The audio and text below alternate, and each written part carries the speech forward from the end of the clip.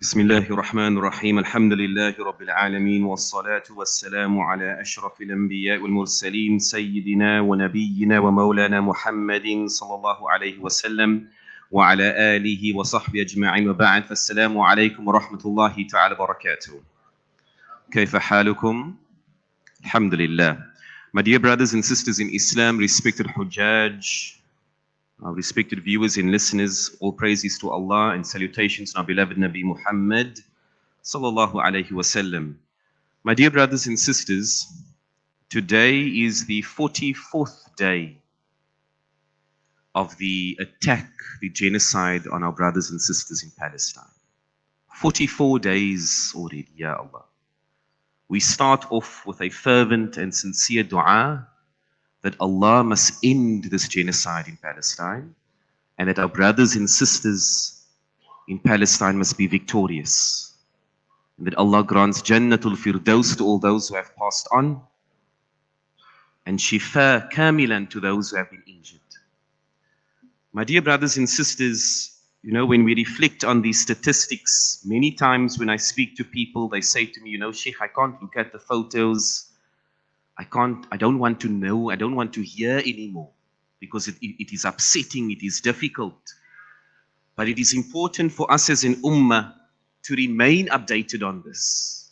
Because if it moves to the back of our minds, then wa na'udhu billah, we forget to make dua.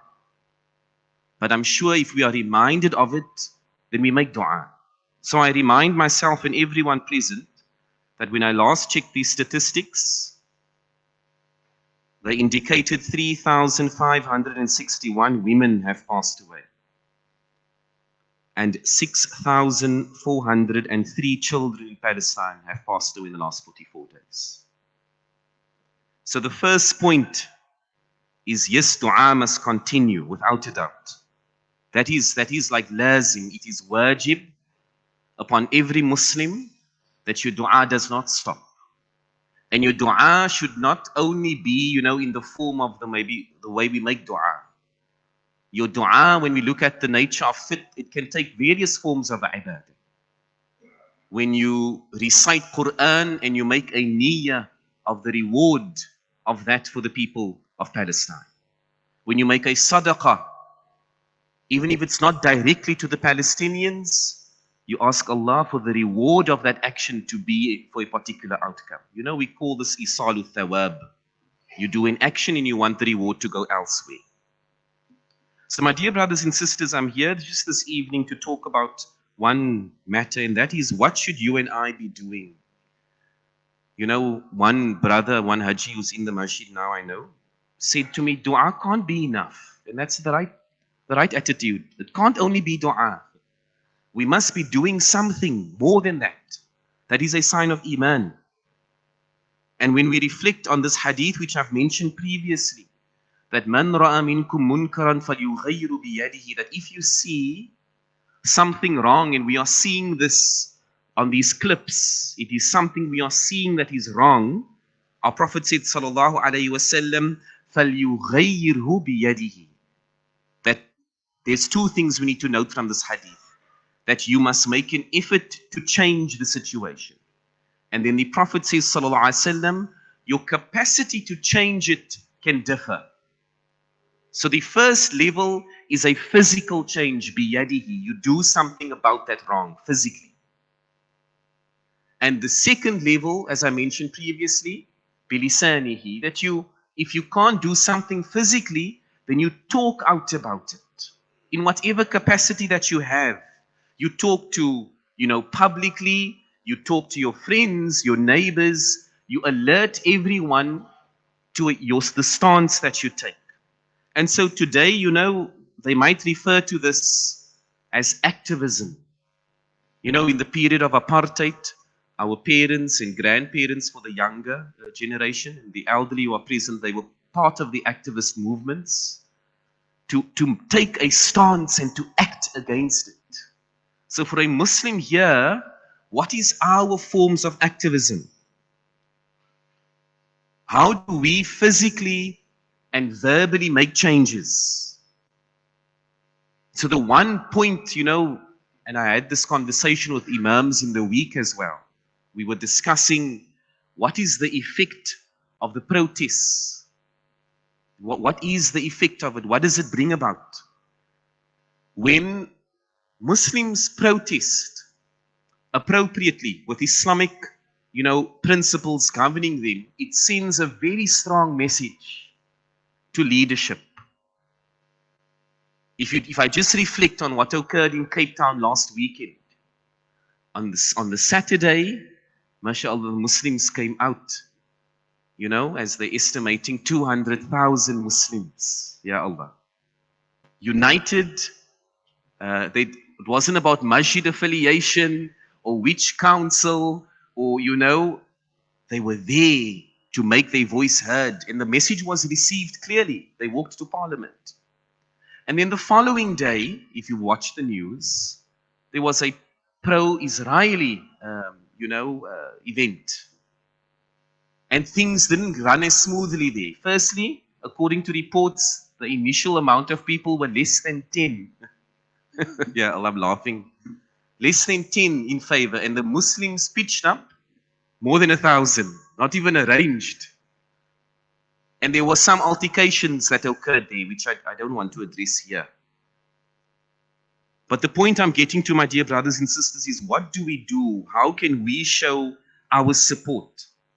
So the first one is, my dear brothers and sisters, I attended a social event in the Muslim community recently. And I saw, mashallah, the elderly. It wasn't even a Palestinian event per se. But I saw elderly dressed in Palestinian scarves. And that was inspiring to me. So our attire can reflect our support. And then, my dear brothers and sisters, on your media, it's so beautiful to go. If I just open my WhatsApp and I check profiles of people, I see the Palestinian presence. And that's important because people need to know, where do we stand on a matter? That's very important. The second area that is relevant because of voter registration is who we vote into power, my dear brother and sister. Here in our city, there's a battle for power. And whichever electoral party gets power affects the position regarding Palestine, without a doubt. It is so beautiful to hear of our ministers, some of them Muslim, subhanallah, directly stating this is the position of the government. It is inspiring to a Muslim.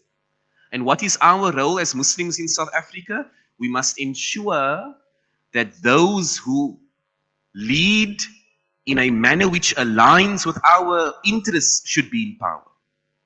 And if we don't vote, then we automatically grant power to other parties.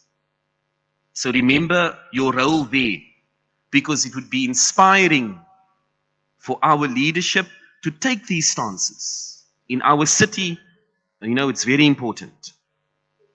And then the third and last one that I want to touch on is economically what you can do. What can you do economically? The first thing, if you have money, donate to the organizations that are sending aid. There are a handful currently sending, and trying to get it in via opportunities. Donate finances to them. But if you're not donating to them directly, don't donate indirectly to the opposite forces. And why am I raising this?